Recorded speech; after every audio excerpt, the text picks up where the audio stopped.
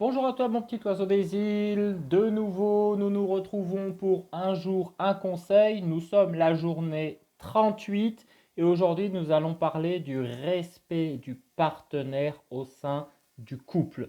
En effet, l'une des problématiques que nous rencontrons souvent dans la communication au sein du couple est le respect, puisque lorsque les tensions apparaissent dans le couple, nous allons avoir tendance, on pourrait dire que c'est humain, avoir tendance à agresser son partenaire, et je dis bien agresser son partenaire et non pas les propos ou les pensées qu'il a.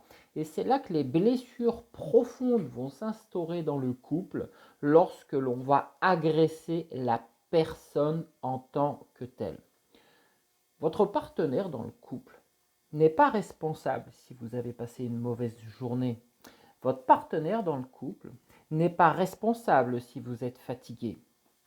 Votre partenaire dans le couple n'est pas responsable que vous ayez un manque d'énergie pour pouvoir assurer une journée à 110% de vos possibilités. Et tout cela, vous devez en tenir compte avant de réagir. Souvenez-vous ce que nous avons déjà vu dans de précédentes capsules, la communication non verbale est importante. Et dans ces situations, le feu aux poudres va être mis à travers votre communication non verbale. Sans vous en rendre compte, vous allez fuir. Vous allez avoir des petites respirations d'agacement, des petits soufflements. Et tout cela va donner des indicateurs négatifs à votre partenaire pour dire que la tension est présente et va monter. Et on le sait tous que si l'un des deux partenaires n'est pas en mesure de prendre du recul pour faire retomber cette pression, le clash va se produire. D'ailleurs, bien pour ça que la plupart des couples se disputent en fin de journée et non pas le matin. Alors, les conseils que je peux vous donner aujourd'hui pour éviter justement de manquer de respect à votre partenaire et de maintenir une relation saine entre vous. La première chose, c'est de toujours répondre à votre partenaire lorsqu'il y a un désaccord ou lorsqu'il y a un conflit sur les propos qu'il a tenus, sur la position qu'il a prise, mais en aucun cas sur sa personne. Un exemple.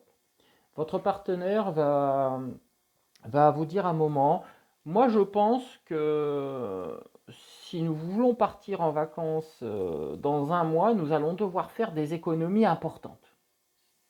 Vous pouvez ne pas être d'accord. Et vous pouvez lui dire non, moi je pense qu'en effet, si on pouvait réduire certaines dépenses au sein de notre foyer, nous pourrions partir en vacances sans aucune difficulté. Et là, vous répondez correctement, même si vous n'êtes pas d'accord. D'autres personnes vont dire oui, mais c'est de ta faute, parce que tu dépenses trop d'argent dans les jeux vidéo.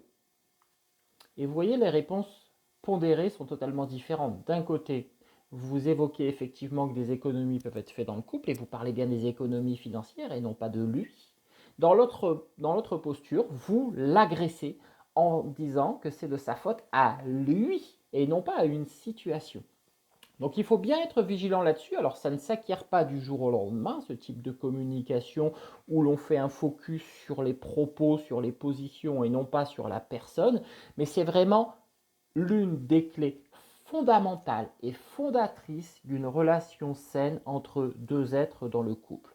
Donc si j'ai un conseil à vous donner, quelque chose que vous devez retenir, vous ne devez jamais porter atteinte à votre conjoint en l'agressant en tant que personne, en le rabaissant, en le blessant avec des propos qui portent atteinte directement à sa personne. Vous devez vraiment toujours faire un focus sur les propos, sur les termes et non pas sur votre partenaire. Si vous voulez en savoir plus, je vous invite à me rejoindre au live exclusif que je vais faire mercredi 27 mai au soir à 20h. Vous avez un lien au-dessus ou en dessous de ce podcast. Vous pouvez vous inscrire. J'ai limité le nombre de places à 100 personnes volontairement car j'ai décidé de prôner la qualité plus que la quantité lors de cet événement puisque je vais vous faire un coaching live d'1h30 en direct et vous allez repartir avec 6 clés fondamentales qui vont vous permettre de mettre en pratique tous ces conseils que nous voyons depuis maintenant 38 jours. Je vous souhaite une bonne journée, prenez soin de vous et je vous dis à demain pour un nouveau jour, un nouveau conseil. Au revoir à tous.